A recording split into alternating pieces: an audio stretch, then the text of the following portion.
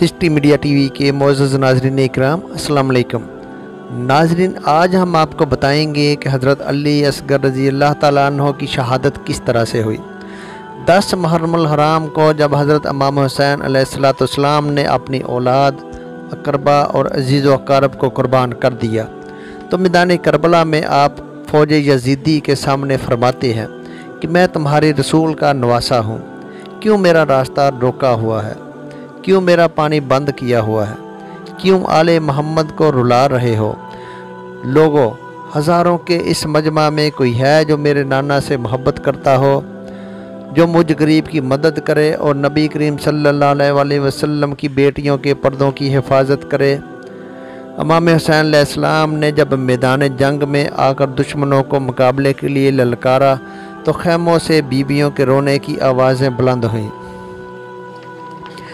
آپ خیموں کے نزدیک آتے ہیں اور فرماتے ہیں کہ اے بیبیوں، اپنی آوازیں بلند نہ کرو، میں ابھی زندہ ہوں۔ اتنے میں بی بی زینب رو کر فرماتی ہیں کہ میرے بھائی، جب آپ نے فرمایا کہ کوئی ہے جو مجھ غریب کی مدد کرنے والا اور رسول اکرم صلی اللہ علیہ وسلم کی بیٹیوں کی حفاظت کرنے والا، علی اصغر نے یہ سن کر اپنے آپ کو جھولے سے گرا دیا ہے۔ امام حسین علیہ السلام کی آنکھیں نم ہو جاتی ہیں اور فرماتے ہیں کہ میرے علی اصغر کو میرے پاس لاؤ۔ امام حسین علیہ السلام حضرت علی اصغر کا ماتھا چومتے ہیں اور علی اصغر کو چادر میں اٹھا کر میدان کربلا میں لے آتے ہیں۔ یزیدی فوجی سوچتے ہیں کہ شاید امام حسین علیہ السلام قرآن پاک لے کر آ رہے ہیں، تو جب حضرت امام حسین علیہ السلام نے اپنی چادر علی اصغر سے ہٹائی اور انہیں لے کر بلند کیا اور فرمانے لگے، اے لوگو، تمہارے نزدیک میں قصوروار ہوں، اس 6 ماہ کے بچے کا کیا قصور ہے؟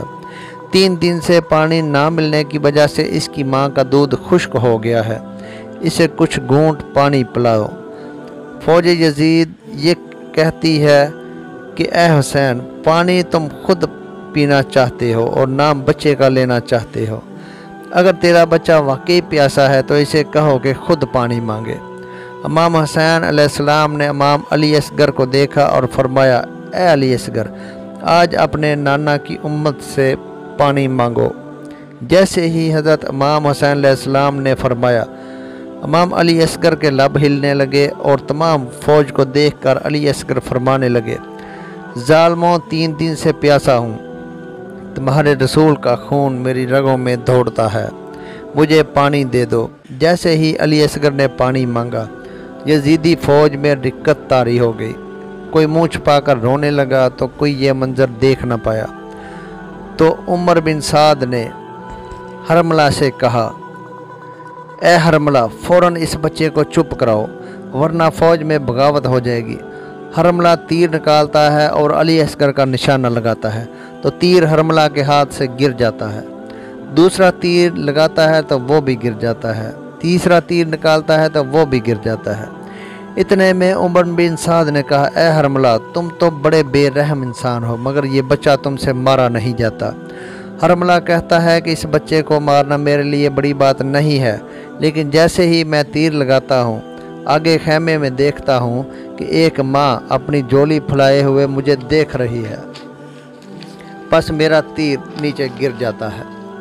عمر بن سعد نے کہا کہ تم اس کی طرف نہ دیکھو اور علی اصغر کو ایسا مارو کہ پورا لشکر یزید کے نام سے کانپ جائے۔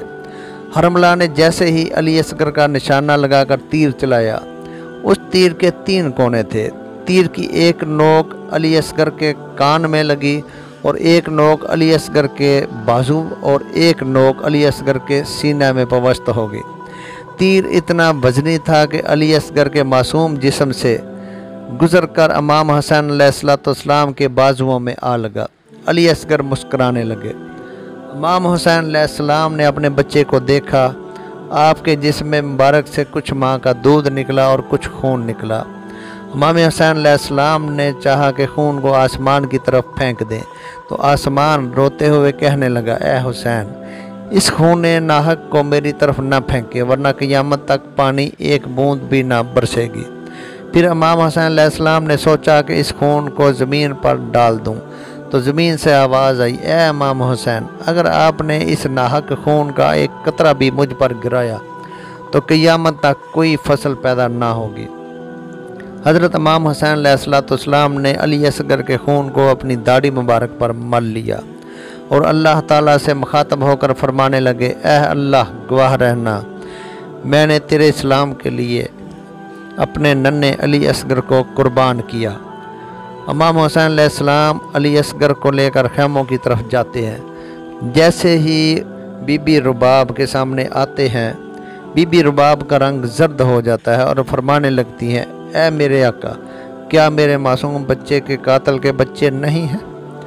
امام حسین علیہ السلام نے بی بی رباب کو سنبھالا اور فرمایا کہ عنقریب سب کی لاشوں کی بے حرمتی کی جائے گی، آپ آؤ علی اصغر کی قبر بنا لیتے ہیں۔ امام حسین الذوالفقار تلوار سے خیموں کے عقب میں چھوٹی سی قبر کھود کر علی اصغر کو دفن کر دیتے ہیں۔ امام حسین علیہ السلام کی شہادت کے بعد یزیدی فوج نے خیموں کو آگ لگا دی، تمام شہداء کے سر قلم کیے، تمام پاک بیبیوں کو قید کر کے شام کی طرف لے چلے۔ ایک نے کہا کہ ایک سر کم ہے، کوئی پوچھتا ہے کہ کس کا سر کم ہے، تو کوئی کہتا ہے کہ بچے کا سر کم ہے جس کو حسین پانی پلانے کے لیے میدان میں لائے تھے اور ہم نے تیر مار کر شہید کر دیا تھا۔ شمر کہتا ہے کہ ڈھونڈو، یہی کہیں حسین نے میدان کربلا میں دفن کر دیا ہوگا۔ تمام گھوڑے سوار ہاتھوں میں نیزے لے کر کربلا کی زمین پر مارنے لگے تاکہ علی اصغر کے جسم کو ڈھونڈ سکے۔ بس ایک نیزہ سرزمین کربلا پر لگا تھا کہ جیسے ہی وہ نیزہ باہر آیا، علی اصغر کا سر بھی اس نیزے کے ساتھ ہی آ گیا۔ یہ منظر دیکھ کر فوج یزید ہنسنے لگی اور کہنے لگے، اس کا بھی سر کاٹو اور جسم یہیں پر پھینک دو۔ جیسے ہی علی اصغر کے جسم کو دور سے بی بی رباب نے دیکھا تو اللہ کے رسول سے مخاطب ہو کر فرمانے لگی، یا رسول اللہ صلی اللہ علیہ وآلہ وسلم، آپ کی امت نے آپ کے دین کے لیے ہم پر کیا کیا ظلم نہیں کیے، لیکن اسلام کی بقا کے لیے جیسی بھی ہم پر تکلیف آئے ہمیں منظور ہے، لیکن جب تک رباب زندہ رہے گی نہ ٹھنڈا پانی پیے گی نہ سائے میں بیٹھے گی۔ سلام امام حسین علیہ السلام پر، سلام شہداء کربلا پر۔